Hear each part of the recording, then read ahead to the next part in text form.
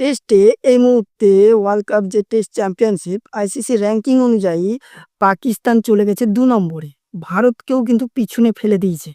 একটা test match খেলে। এটা অসম্ভব করে দিয়েছে। জাস্ট পাকিস্তান যেহেতু ম্যাচটা জিতে যায় আফ্রিকার সাথে, সেহেতু তারা র্যাঙ্কিং অনুযায়ী আইসিসি র্যাঙ্কিং অনুযায়ী তারা ১ নম্বরে চলে যায় এবং আজ আমি পুরো র্যাঙ্কিংটা দেখাবো ১ থেকে একদম ১০ নম্বর পর্যন্ত কোন দল আছে টেস্টের সেটাই। তো তোমরা পুরো ভিডিওটা দেখো তাহলেই বুঝতে পারবে। ১ম এই আছে অস্ট্রেলিয়া ১ নম্বরে। তারা ৩ টে টেস্ট ম্যাচ খেলেছে এবং ৩ টেতেই উইন করেছে। তারপরেই চলে আসছে পাকিস্তান। একটা টেস্ট ম্যাচ খেলেছে, একটাতেই জিতে গেছে। এরপরে আসছে শ্রীলঙ্কা। তারা ২ টো টেস্ট ম্যাচ খেলেছে এবং সেখানে একটা জিতেছে এবং একটা ড্র হয়ে গেছে।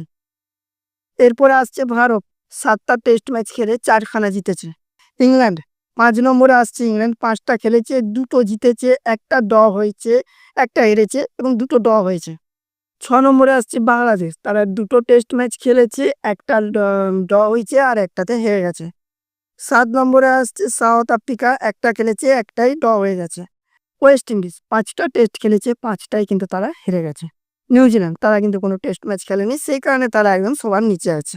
আপনার কি রায় অবশ্যই কমেন্টে জানাবেন। তার সাথে আরও একটা কথা, ভারত কি আবার টেস্টে ১ নম্বর জায়গাটা দখল করতে পারবে? অবশ্যই কমেন্টে জানাবেন।